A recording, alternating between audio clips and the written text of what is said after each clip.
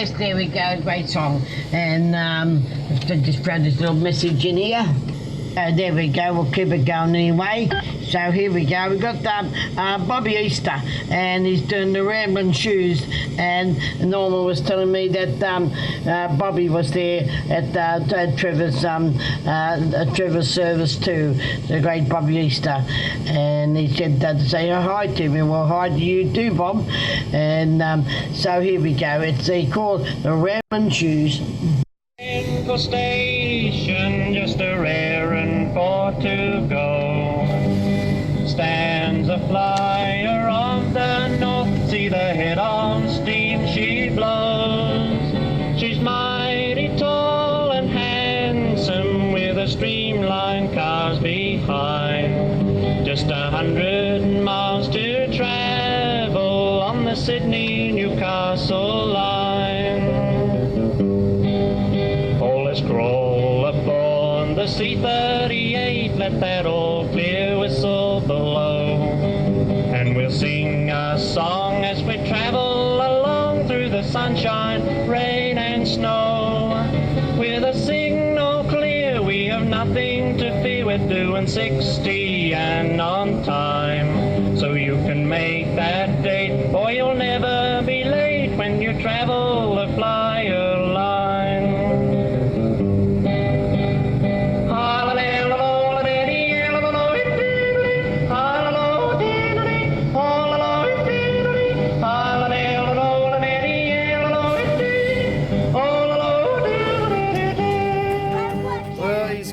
Is he slow or is he just fast? So small. I know. I can between a mix of If them. you look through here, you can see the gold lion through the trees.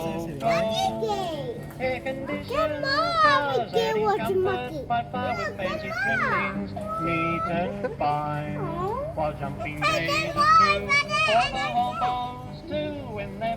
Touch him, Floyd. Can you reach him? Put your hand up on the glass. He might reach his hand up, but he's up.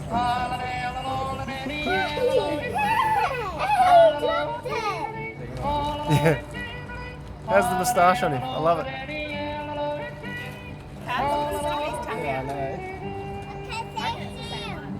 Hello. Dressed in our Sunday best, but put it to the test. Those first class tickets today. With my wife and friend and 16 kids to send. For the railway, it's the safe way. Buffet girls to wait with fancy pies and cakes. Plus we fill our wine. Get some more, Floyd. Through doors and windows too. Yes, starting the flyer line. All is full of C-38, let that old clear whistle blow. And we'll sing our song as we travel along through the sunshine, rain and snow. With a signal clear, we have nothing to fear, we're doing 60 and on time. So you can make that date, boy, What animals have you seen so far? when you travel the flyer. Oh, the lion, the white lion. He's a big lion, that one. Whoa, look how big he is.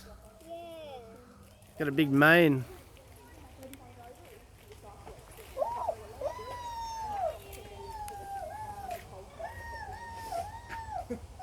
Gosh, what a life, eh?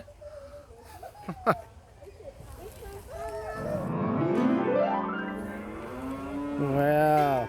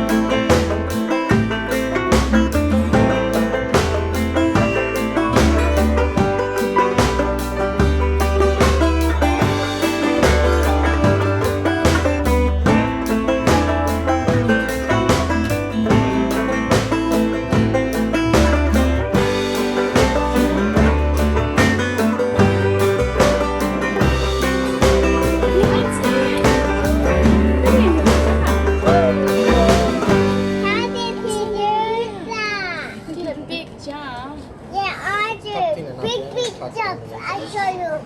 Whoa, you had this eye. Fiddling with it now.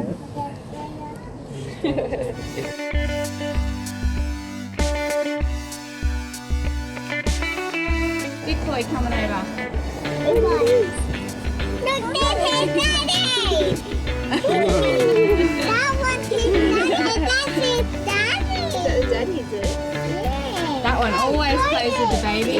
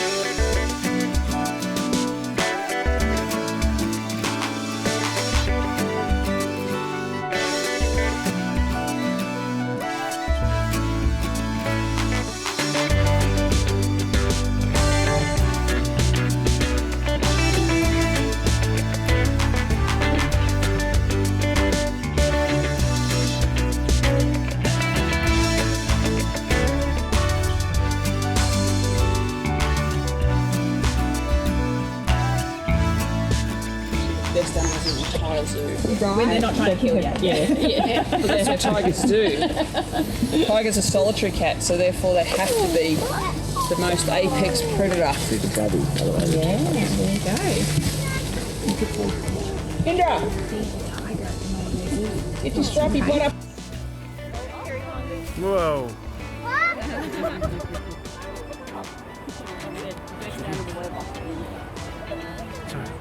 Come on, Lee. Provided you. You provided me, I got all my fingers, see?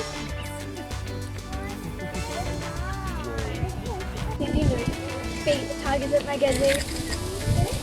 No, Alrighty guys, welcome to the zoo. My name's Fran. I'm extremely lucky to get to work with our big kitty cats. So that includes our beautiful stripy kids, our tigers. So here at Mogo, we concentrate on Sumatran tigers. So we currently house 2 of them. They are brothers. So this fella here, his name is Indra. And it's his birthday next Wednesday. And same with his brother, obviously. So his brother down the other end, whose name is Matai. Now, these 2 were actually part of triplets when they were born. They were born here. So we're missing their sister, whose name is Senya. And Senya's gone off to New Zealand to be a very valuable part of the breeding program for these guys. So the unfortunate thing about Sumatran tigers in particular, as these guys are critically endangered. So we're talking, there's around about 300 of these cats left on the island. So very, very limited numbers of these beautiful animals. The sad thing is even all subspecies of tiger put together, we're lucky if we've got 4,000 wild tigers in total out there. This is something that these kids will unfortunately see become extinct. Hopefully it's this generation which will hopefully keep them around for a lot longer than the estimated time. So main reasons for Sumatran tigers and tigers disappearing would be deforestation. So what's happening is they're clearing natural habitat for a product known as palm oil. So they've discovered they can make a quick turnover of $1 out of this product. So clearing the natural habitat makes room for them to plant the product, to grow it, to make a quick $1. Unfortunately, it's quite an aggressive plant, therefore destroys the ground that it grows in. And it takes a very long time for that jungle to regenerate itself. So it's not just for these stripy kids. There's a whole lot of other animals out there that need this. It's a whole ecosystem. So even right down to your little bugs and insects and things like that, everybody misses out when they cut down the forests in the areas these cats are from. The other thing that happens to tigers, and the most disgusting, is your tiger trade. So that is, every part of this animal someone would sell to make a profit. So unfortunately there's people out there buying it, therefore someone's going to supply it. So it can be anything from his skin, his teeth, his bones, his claws, you name it. Somebody wants to purchase this beautiful animal rather than leave them alone for what they are. So a couple of really simple things we can do. You can actually help save a tiger by doing your grocery shopping, believe it or not. So whilst you're pushing your trolley around, when you're putting items in the trolley, have a quick read of the ingredients which goes in your shopping trolley. If you see any of it contains palm oil, just do a little bit of research on those particular companies, because it's not all bad. There is sustainably sourced palm oil out there. So as I said, a little bit of research on particular companies, you'll work out who's doing the right thing and who's not. So, and the other thing, he hates palm oil too. The other thing you can do is, if you're extremely lucky and you get to travel to the countries where these cats are from, the best possible thing you can do for these animals is leave them alone. So if you get the opportunity to actually see them in their own natural habitat, amazing. That's brilliant. Not so much the whole touristy pay to sit with things and stuff like that.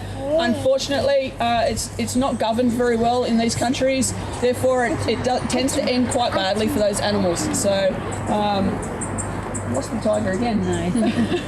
But anyway, enough of the doom and gloom stuff. We can't all be sad about them, because at the end of the day, we all grow up knowing what a tiger is. So orange cat, black stripes, pretty hard to mistake it. They're all different in their own ways. So his stripe pattern is his fingerprint. So no two tigers have the same stripe markings. So you can do simple research on these cats purely by photographs. So you don't even need to get your hands on the animals. So. And for some really weird reason, not quite sure why you would do it, but I've got to put it out there. I think somebody was maybe potentially talking about being a vet over here or some stage. If you shave a tiger, their stripes are going to be on their skin, so they're never going to lose their stripes. Isn't that right, kiddo? As I said at the start of the talk, Indra here is a Sumatran tiger. So scary thing is Sumatran tigers are the smallest of the tigers that are left. He still weighs in, I weighed him about 10 days ago, he's about 117 kilos, so he's definitely not a little kitty cat to be going to give a cuddle to. But to compare him to the largest natural cat in the world, which is still a tiger, that's your Siberian tigers, they weigh 300 kilos. So it's an impressive animal. So that's far bigger than your lions. It's just an amazing creature. Definitely, I think I'd be brave with mesh between me and his, but other than that, I don't think I'd be a very brave person. What Indra is getting here is a bit of a snack. It's not his dinner. Good boy. He's actually received his portion of food today already. He had 5.5 kilos today. And he had a beef shoulder for his breakfast. So what we do for our guys is we feed them 5 out of the 7 days. They do need a starve day. They do need to process what goes through their belly, because when they eat their main meal, they have skin and bone in their diet. So they do need those days to have a bit of a break and let it go through the system. So if you think, he eats between 4.5 to 6 kilos 5 times a week, times that by every big cat we have here in the zoo, it's a considerable amount of food. And every single part of this food that goes in their belly is 100% donated to us by local farmers. So, good boy. So, as I said, Indra here is about to have his birthday next Wednesday. He will be 9 years old. And in the zoo world, you could class him basically as a teenage brat. So, he's a bit of a handful. But in the wild, average lifespan, you're looking between sort of 8 and 10 years if left alone. The zoos are obviously a lot different. So they receive vaccinations from when they're born. We do the same series of vaccinations you would do with your domestic cat. Bit swim, bit cold.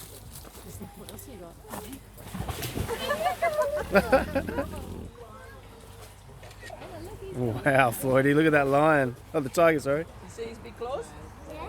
Yeah.